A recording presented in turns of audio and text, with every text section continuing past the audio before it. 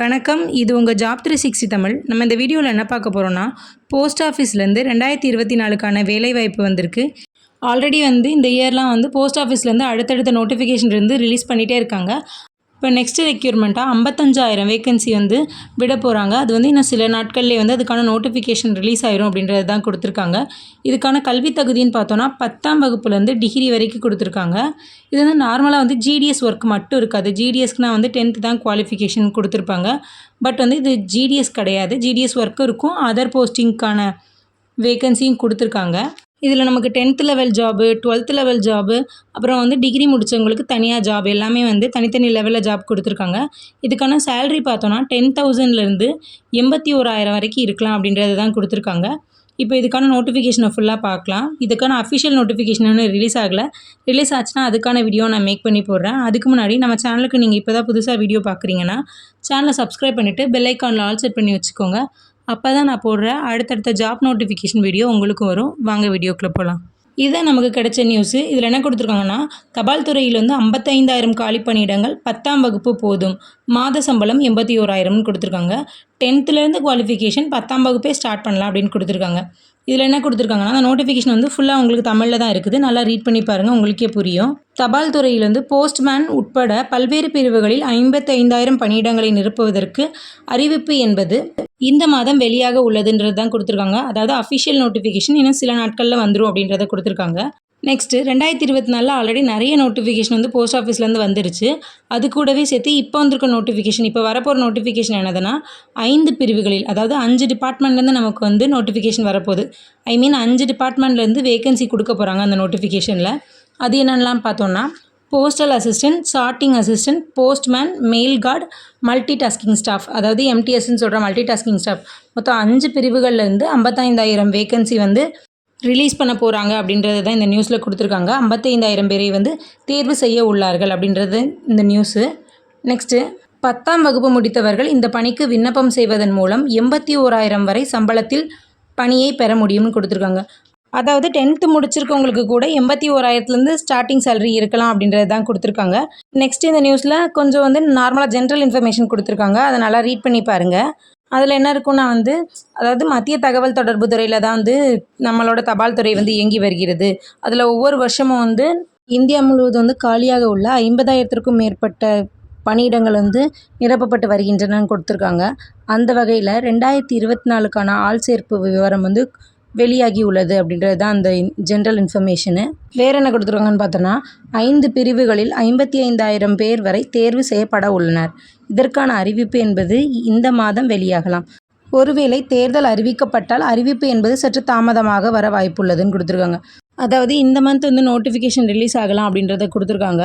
அப்படி இல்லைனா மேபி ஒருவேளை எலெக்ஷனோட டேட் ரிலீஸ் பண்ணிட்டாங்க, எலெக்ஷன் இந்த டேட்டில் அப்படின்னு கன்ஃபார்மாக சொல்லிட்டாங்கன்னா நமக்கான நோட்டிஃபிகேஷன் ரிலீஸ் பண்ணுற டேட் கொஞ்சம் தாமதமாகும்ன்றதை கொடுத்துருக்காங்க. ஏன்னா எலெக்ஷனோட டேட் ரிலீஸ் பண்ண உடனே நோட்டிஃபிகேஷன் அதுக்கப்புறம் எதுவுமே வராது.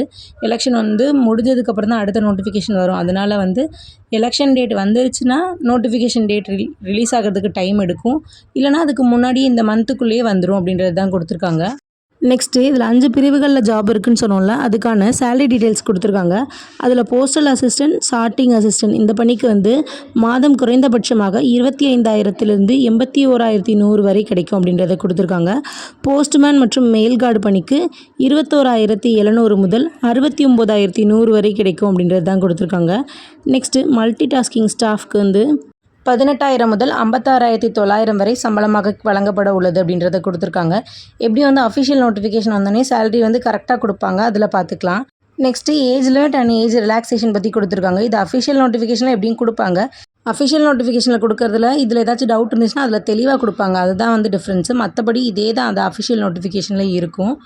வயது வரம்பை பொறுத்த மட்டில் postal assistant, sorting assistant, postman, mail guard இந்த 4 பணிகளுக்குமே 18 வயதுலேருந்து 27 வயது வரை இருக்க வேணும்ன்றதை கொடுத்துருக்காங்க.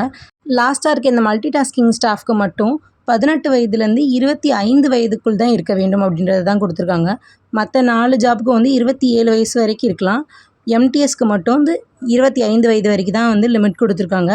இதுக்கப்புறம் நமக்கு ஏஜ் ரிலாக்ஸேஷனுமே கொடுத்துருக்காங்க.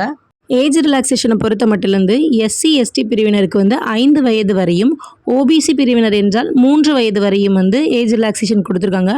அதே மாற்றுத்திறனாளிகளாக இருந்தால் வந்து 10 முதல் 15 வயது வரை வந்து ஏஜ் ரிலாக்ஸேஷன் கொடுத்துருக்காங்க. நெக்ஸ்ட்டு வேறு யாருக்காச்சும் ஏஜ் ரிலாக்ஸேஷன் வேணும் அப்படின்னா நம்மளோட அஃபிஷியல் நோட்டிஃபிகேஷன் அதை கொடுப்பாங்க. அதை தெளிவாக நம்ம ரீட் பண்ணிக்கலாம். அஃபிஷியல் நோட்டிஃபிகேஷன் வந்ததுமே நான் வீடியோ மேக் பண்ணி போடுறேன். இந்த ஜாப்க்கான குவாலிஃபிகேஷனில் நம்ம ஏஜ் லிமிட் பார்த்துட்டோம். இப்போ லாஸ்ட்டாக வந்து எஜுகேஷன் குவாலிஃபிகேஷன் கொடுத்துருக்காங்க. அதை பார்க்கலாம். இதில் வந்து போஸ்டல் அசிஸ்டன்ட், சார்ட்டிங் அசிஸ்டன்ட் பணிக்கு டிகிரியும், போஸ்ட்மேன், மெயில் பணிக்கு வந்து 12ஆம் வகுப்பும், மல்டி டாஸ்கிங் ஸ்டாஃப் பணிக்கு 10ஆம் வகுப்பும், அதாவது எம்டிஎஸ்ன்னு சொல்கிற மல்டி டாஸ்கிங் ஸ்டாஃப்க்கு வந்து 10ஆம் வகுப்பு படித்திருந்தால் போதும் அப்படின்னு கொடுத்துருக்காங்க. இதில் நமக்கு சேலரி டீட்டெயில்ஸ் கொடுத்துட்டாங்க, ஏஜ் லிமிட் கொடுத்துட்டாங்க, எஜுகேஷன் குவாலிஃபிகேஷனுமே கொடுத்துட்டாங்க. அஃபிஷியல் நோட்டிஃபிகேஷன்லையும் இதே தான் வரப்போகுது. இதில் சில டவுட்ஸு, சந்தேகங்கள் இருந்துச்சுன்னா கண்டிப்பாக அஃபிஷியல் நோட்டிஃபிகேஷனில் நமக்கு கிளியர் ஆகிரும். இதோட அஃபிஷியல் நோட்டிஃபிகேஷன் வந்துச்சுன்னா நான் கண்டிப்பாக வீடியோ மேக் பண்ணி போடுறேன். இந்த ஷார்ட் நோட்டிஃபிகேஷனில் வந்து இவ்வளோ தான் கொடுத்துருக்காங்க. அவ்வளோதான். ஆல்ரெடி வந்து நிறைய பேர் வந்து 10th குவாலிஃபிகேஷனுக்கு ஜாப் இருந்துச்சுன்னா சொல்லுங்கன்னு கமெண்ட்டில் சொல்லுவீங்க. அவங்களுக்கான நோட்டிஃபிகேஷன் தான் இது. ஸோ வந்து இப்போத்துலேருந்தே அஃபிஷியல் நோட்டிஃபிகேஷன் வரதுக்கு முன்னாடிலேருந்தே நீங்கள் உங்களோட ப்ரிப்பரேஷனை ஸ்டார்ட் பண்ண ஆரம்பிச்சிருங்க. ஏன்னா இதுக்கான காம்படிஷனில் வந்து நார்த்து சைடில் வந்து ஆல்ரெடி வந்து ப்ரிப்பரேஷன் வந்து ஸ்டார்ட் பண்ணி எப்போவுமே நம்ம இங்கே டிஎன்பிசி படிக்கிற மாதிரி நார்த்துலலாம் வந்து எப்போவுமே ரயில்வேஸ்க்கு அப்புறம் வந்து போஸ்ட் ஆஃபீஸ் ஜாபுக்குலாம் வந்து எப்போவுமே படிச்சுட்டே தான் இருப்பாங்க. ஸோ நம்மளும் இதில் ஜாபுக்கு போகணுன்னா இப்போத்துலேருந்து ப்ரிப்பரேஷனை ஸ்டார்ட் பண்ணுங்கள். அஃபிஷியல் நோட்டிஃபிகேஷன் வந்தோடனே இந்த ஜாபில் இருக்க டவுட்ஸ்லாம் உங்களுக்கு கிளியர் ஆகிரும். அந்த அஃபிஷியல் நோட்டிஃபிகேஷனை தெரிஞ்சுக்கணுன்னா நீங்கள் நம்ம சேனலை சப்ஸ்கிரைப் பண்ணிவிட்டு பெல் ஐக்கானில் ஆல் செட் பண்ணி வச்சுக்கோங்க. அப்போ தான் நான் இந்த ஜாப்பை பற்றி அடுத்தடுத்த அப்டேட் நியூஸ் ஏதாச்சும் வந்தாலும் சரி, அல்லது அஃபிஷியல் நோட்டிஃபிகேஷன் ரிலீஸ் ஆனாலும் சரி, நான் வீடியோ மேக் பண்ணி போட்டோன்னா அது உங்களுக்கு வரும். வீடியோ பிடிச்சின்னா லைக் பண்ணிக்கோங்க. இதை மாதிரி யூஸ்ஃபுல்லான ஜாப் நோட்டிஃபிகேஷனுக்கு அல்லது 10th குவாலிஃபிகேஷனில் இருக்க ஜாப் நோட்டிஃபிகேஷன்லாம் தெரிஞ்சுக்கணுன்னா நம்ம சேனலை சப்ஸ்கிரைப் பண்ணி வச்சுக்கோங்க. இந்த போஸ்ட் ஆஃபீஸ் ஜாப் பற்றி உங்களோட கருத்துக்கள் மற்றும் ஏதாவது டவுட் இருந்துச்சுன்னா நீங்கள் கமெண்ட் பண்ணுங்கள், நான் ரிப்ளை பண்ணுறேன். இந்த வீடியோ உங்கள் ஃப்ரெண்ட்ஸ் அண்ட் ஃபேமிலி மெம்பர்ஸ் யாருக்காச்சும் யூஸ் ஆகும்னு நினச்சிங்கன்னா அவங்களுக்கும் இந்த வீடியோவை ஷேர் பண்ணி விடுங்க. தேங்க்யூ.